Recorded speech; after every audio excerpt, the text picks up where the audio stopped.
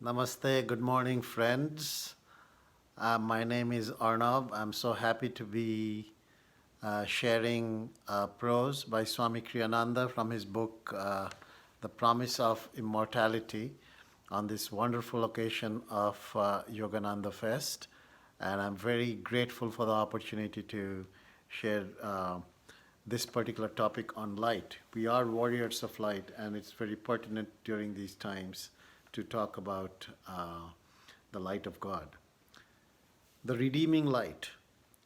For as the lightning cometh out of the east, and shineth even unto the west, so shall also the coming of the Son of Man be.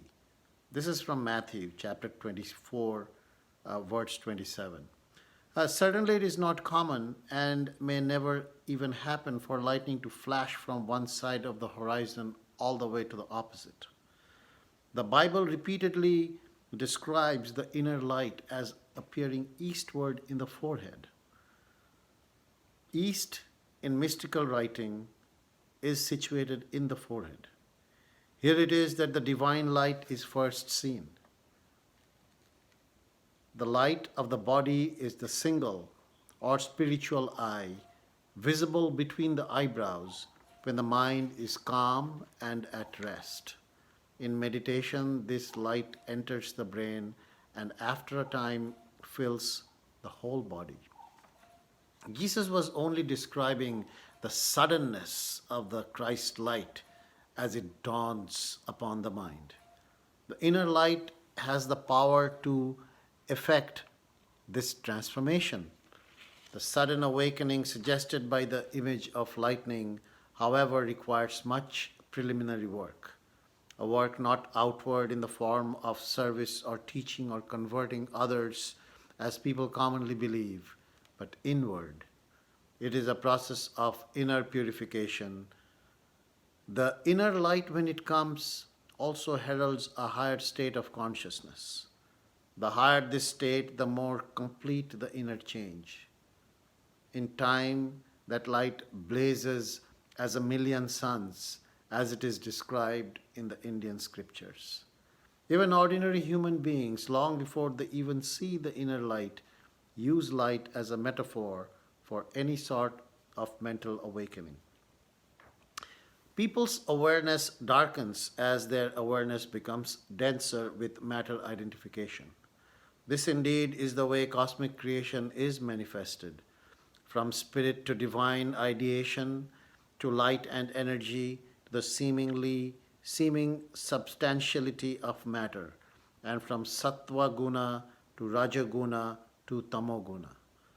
Matter in its relative density expresses tamoguna.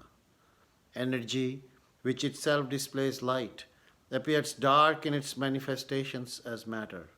The more a person identifies himself with the material plane, the less he experiences the spiritual light.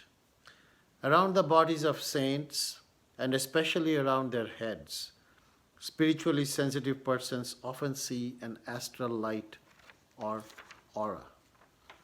Divine redemption, then, means withdrawing from identification with delusion and becoming inwardly absorbed in the light of truth. When the sky is darkened by clouds, the sunlight grows dim, not because its power is any weaker, but because the intervening vapor obscures it. The same is true of the mind. Darkness enters people's consciousness because of their attachment to material grossness. Anything that prevents one from seeing life with dispassion and therefore objectivity obscures the inner light. Jesus likened the Christ light to lightning in the suddenness of its appearance. Human consciousness, conditioned as it is by ordinary worldly experience, is unable to absorb itself in this light or to accept what Yogananda ji called the liberating shock of omnipresence.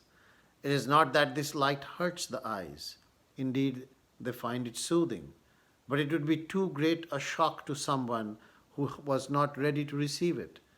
Moreover, it isn't that omnipresence, the state that follows is devastating.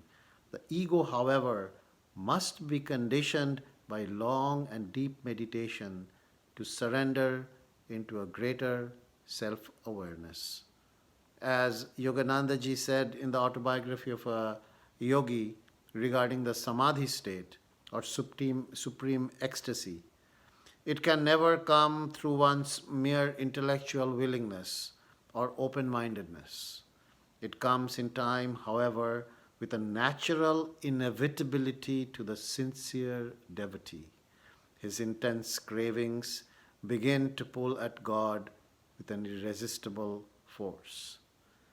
And as the Bhagavad Gita states in chapter 10, verses 10 and 11, on those who are ever united to me through meditation and who worship me with love, I confer that yoga of wisdom by which they attain me. I then, who dwell in their hearts, showering my grace upon them, dispel forever their darkness born of ignorance and uplift them in the shining light of wisdom. Thank you, friends. Om. Peace. Amen.